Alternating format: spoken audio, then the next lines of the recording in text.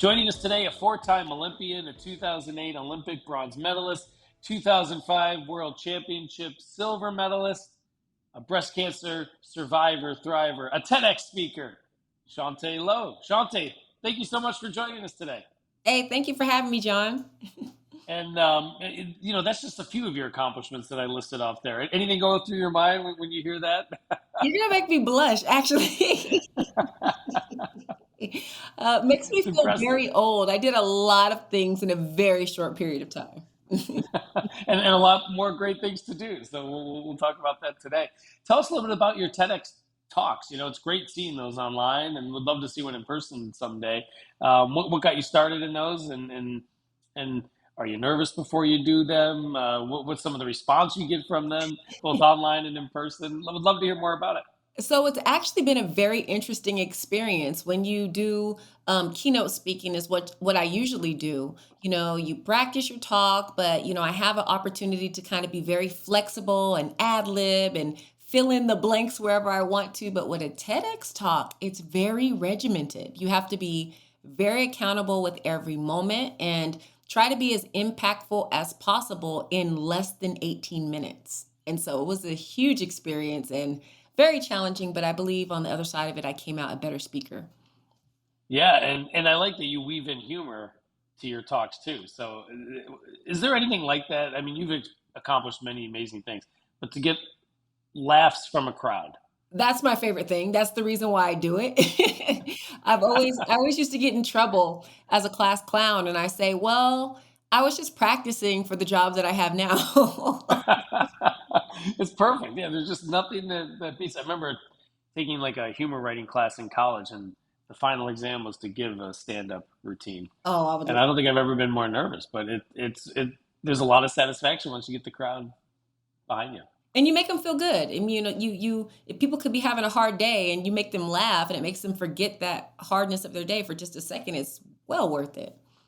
That's it exactly. Now in the high jump, you set the American record of 6 feet 8 and 3/4 meters, Yep. 10th in the world all time. Yeah. How much training went into that moment? What is that moment like for the lay person like me who can't even like jump over the baby gates? Like what was that like? You're the guy who gets his foot stuck and face plants on the floor. Exactly. Yeah. So, I've been wanting to be an Olympian ever since I was 4 years old. And, seeing FloJo run down the track, I thought I was going to be a sprinter. But one day when listening to Criss Cross's Jump, Jump, a Daddy Mac will make you jump, jump. Some of you know the song, some of you don't. If you don't, go Yeah, and find it. great song. But I learned that I had a gift for jumping, and I learned that I loved the way it felt to feel like I was flying. So I quickly shifted my goals from trying to be an Olympian as a sprinter to being an Olympian as a jumper. And there was a tremendous amount of hours and frustration, but getting the record was always the goal. And I used to have this piece of tape measured at 6 feet 8 and 3/4 inches, and I would look at it every single day. And when I finally got the record, I couldn't keep jumping. I was just so overwhelmed with emotion, tears, crying, happiness, and I couldn't believe it actually accomplished the biggest goal of my life. And it's so important to set goals, right?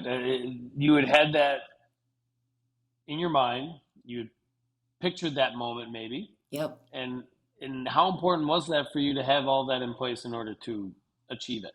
I think that having a goal is the anchor to any type of resilience that you'll have in your life. Throughout my life, things weren't particularly easy, but being able to hold on to that goal pulled me through some of those difficult times. And when I get the opportunity to talk to students, corporations, leaders in business, I'm always telling them, look, you have to have goals because those are the things that are going to keep you pushing forward and stop you from giving up when things get difficult. Yeah, you need that vision, Yep. and moving towards the future. What was it like to win an Olympic gold medal, and where is it in your house? Do you think about it often today? Is it in the I'm looking background? Maybe it around. isn't. Usually I have it, but I'm going to a kids camp today, so I believe it's in my car. But Okay.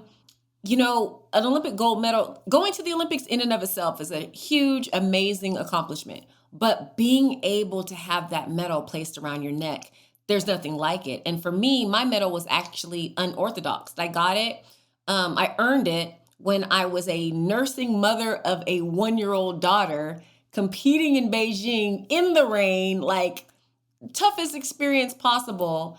And, I ended up placing sixth at that Olympic Games, but three women who placed in front of me actually ended up getting caught for doping violations 9 years later. And I got my medal at an amazing ceremony with Allison Felix, Michelle Kwan, Carl Lewis, all in attendance, and my kids were there. So, ooh, it made me cry. My eyelashes fell off. It was very hard. They almost fell off. They got loose. Of course, it's a big moment, you know. Yeah, that's. I didn't realize it was that long. I mean, I knew that there was a gap, but so it was 9 years. Yeah, 9 years. Wow. And so much, changes in life in 9 years. We'll talk a lot about that today. But how important is it for your kids?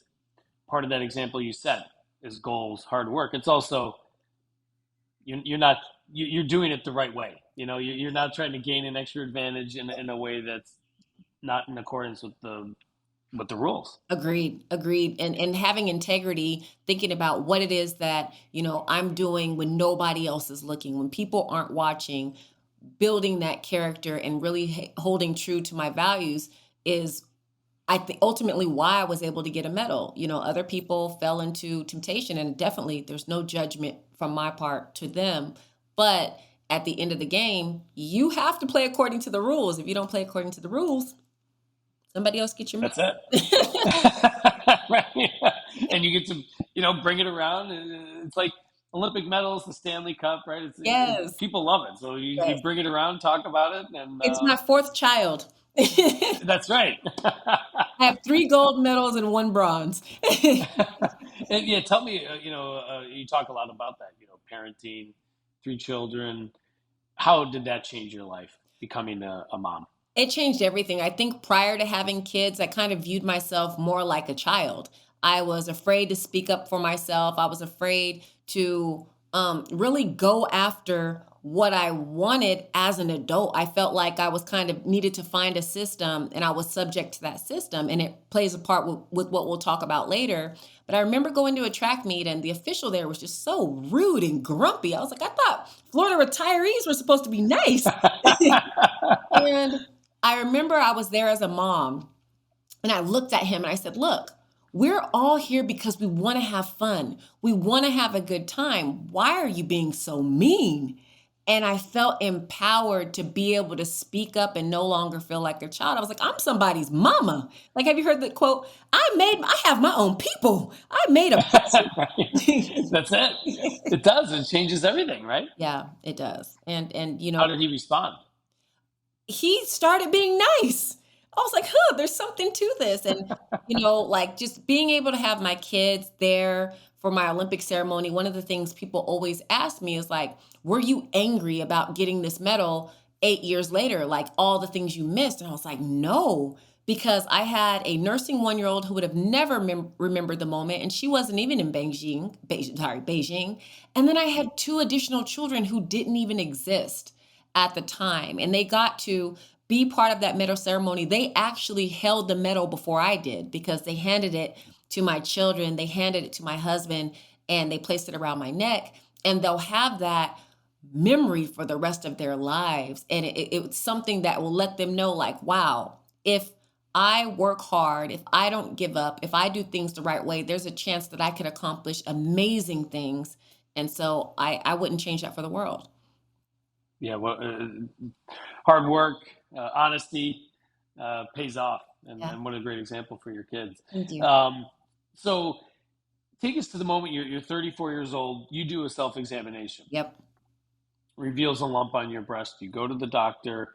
Your doctor isn't worried about it, and says you don't need a mammogram until you're 40, right? Yes. So they were saying not even for another 6 years. Absolutely, yes. So, even getting the appointment was very, very difficult. They didn't want to give it to me because I was young. I didn't have a family history of breast cancer. Nobody in my family was even at risk for it. So they really didn't want to give it to me in the first place. And I fought for the diagnostic ultrasound and mammogram because I saw another athlete and I heard her story of finding a stage 0 breast cancer by doing a self breast exam. So I did the same thing. I started doing breast exams right after that 2016 Olympic Games, about 2 years, nothing. But then I found the lump after 2 years.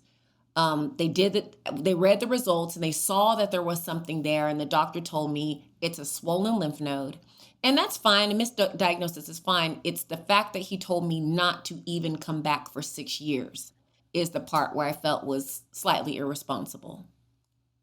And For sure. And yeah, at that moment, I don't know, when you talk about that, just underscores the importance of being an advocate for your own yes. health.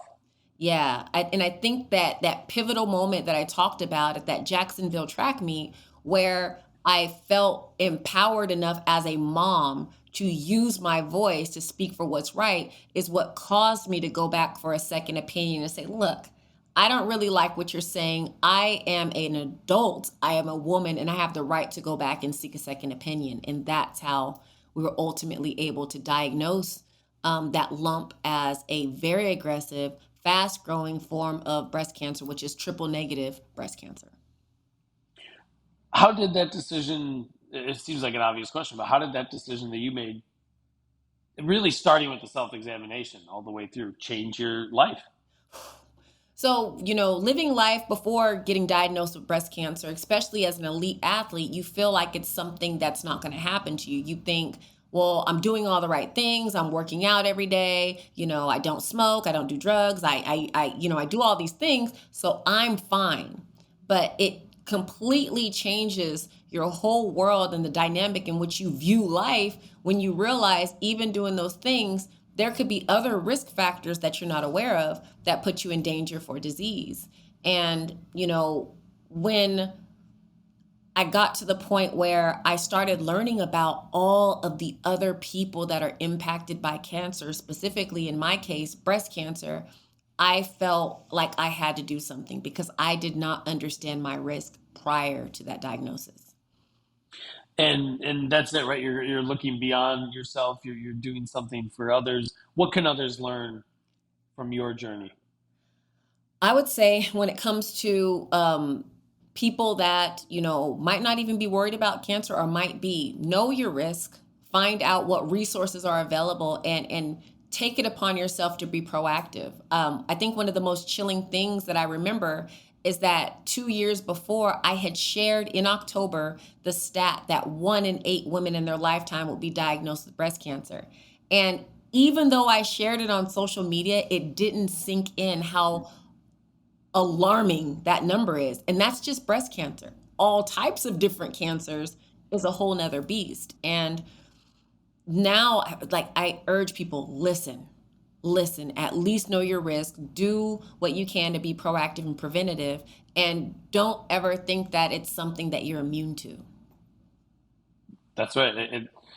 The stats don't lie, and cancer touches everyone. Your life was saved because you advocated for your own health. However, many black women don't have that opportunity even. Black women are 40% more likely to die from breast cancer. Tell me a little bit about what you're doing to raise awareness of cancer disparities. Yeah, I think it's a great, great point. And when I learned that, I realized that I did have an inherent risk that the doctor should have been aware of and made me aware of, even in finding lump, the fact that I was an African American woman. And the scary thing is, this particular type of breast cancer impacts Black women more than it does any other race. And so I was at danger for that. And there are so many factors that go into us not having the resources that we need available, whether it's not access to healthcare, the lack of education, systemic racism. There's so many factors that are involved. And so I felt like the first thing I needed to do was to educate myself on what those disparities are. I was in a privileged position because I had amazing insurance that came from the United States Olympic Committee. but not every other woman is in that situation. When I was dismissed, I don't know if my race played a factor, but I'd be ignorant to believe that it might not have. And so the surveys say that we tend to not be listened to or taken as seriously when we have and raise these concerns. So recently I just had a talk where I was able to talk to 300 physicians, decision makers, leadership in a hospital oncology team, and share with them these disparities and the things that I've learned, and give them solutions on how we could open this dialogue and what it would take to try to bridge the gap in these disparities. And I feel like it's my responsibility to do that. It's so important, and without people like yourself advocating for it, raising awareness of it, nothing will get done. I mean, it has to change. Lives will be saved as a result. I hope so. That's my goal. I want to save as many lives as possible. If I could talk to a group small, I'll talk to them small, large, medium. It doesn't matter. You want me to talk on the street corner? Like I will do it, because the reality is we are facing a very serious disease that is killing so many people. And it's going to take all of us doing everything that we have, throwing every resource and every platform that we have available to us to be able to eradicate it. And it's going to take everybody. It will, and part of that is the V Foundation's 24th annual wine celebration. It will be in Napa Valley. The event has raised more than $130 million for cancer research since it began. And the focus this year is on early detection. So it's a lot of what we're talking about. So it perfectly ties in so much to what you've been sharing here today. What made you say, you know what, I'll take part in this event. This will be great. And we're thrilled that you're a part of it. It should be a great weekend in a beautiful part of the country. There was no way I was not going to be part of this event. When I saw the email, I was like, yes. And I told my husband, I was like, have you heard of this V Foundation? He was like, yes, because, ESPN, he's watching sports. And so he's like, can you bring me too? Um, but just an organization that has committed so many resources and has taken it upon themselves for over 2 decades to be able to fight this cause against cancer, not only breast cancer, but all types of cancer. And just bringing awareness. I think that as much as our dollars do impact, because they definitely do, our voice has just as much power. And so just creating a platform to have these conversations and open a dialogue and bring people together who were impacted or touched by cancer is powerful in and of itself. And so I'm honored to be part of it. And besides, it's in California, which is where I'm born. I'm a Cali girl, so That's right. Get to go back home, to go So, home. um, and here, on the East Coast, we have to deal with the humidity in the summer, so it'll be a nice respite from that too. It definitely will. And tell me a little bit about the Title IX luncheon that you'll be taking part in, celebrating the 50th anniversary of Title IX. Um, there will be great athletes like yourself at this luncheon, and it's a nice tie-in Yes. to just the overall weekend. Yeah, so this year we're celebrating the 50th anniversary of Title IX, which is amazing in and of itself. And, my whole entire life, being able to see a FloJo at the age of 4 watching the Olympics would not have been possible without Title IX. She's a product of being able to compete in the intercollegiate sports at our intercollegiate. I don't know. I'm not even know what I'm saying. The NCAA Sports Athletic Exactly. Association. And Yep. just being able to be visible is what changed my entire life. And I had to deal with poverty, domestic violence, homelessness, incarcerated parents, and being able to know that sports would be the opportunity that I would have to change my life. It's why I pursued track the way that I did. I ended up getting the opportunity to go to college and compete on a national stage, earn the attention of Nike as a sponsor, got the opportunity as a sophomore in college to compete in the Olympic Games, and the rest is history. My life is different. My kids' lives are different, and I'm in a position now that I'm able to advocate the way that I do because of that foundation that I got through college sports. So just to see the power that and the confidence that I was able to have from being an athlete. I love the opportunity that we're having to be able to talk about that. Yeah, what's the one thing that you've taken away from sports the most? Your experience in sports, and now maybe you're watching your kids take part in sports, right? That's a whole different experience. I am. So the camp that I'm going to, I've been driving back and forth about 3 hours every day to go to this camp. Is a sports camp. I'm getting to pour into the next generation of young athletes. And, the one thing that I could say that I've taken away is goal setting. I think, when it came to cancer and being able to beat it, the goal was to live. And I learned that process and that technique of goal setting and how to pursue goals successfully through being an athlete. It's through doing it repetitively over and over again.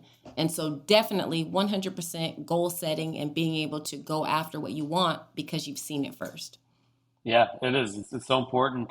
The theme of this year's wine celebration is choose courage. Yes. So everyone taking part is being asked to share one word, and then you can expand upon it.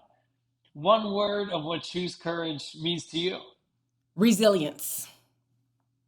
Do I have to explain? I can.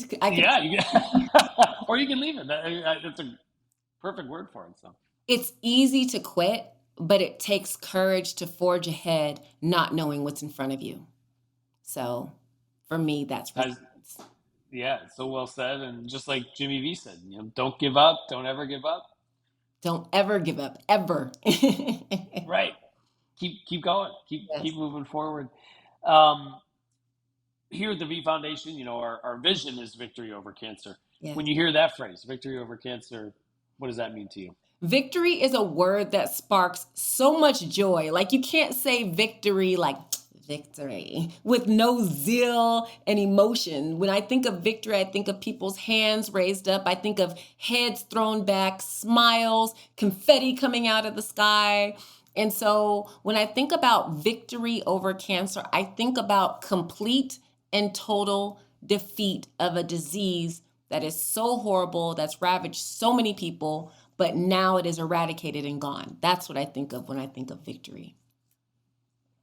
It is such a powerful word. Hearing you just share your take on it is, I love that, and it's coming from someone who's had lots of victory in her life. Do you remember more the wins or the losses? When you look back on your career. I have forgotten most of the losses. I realize that.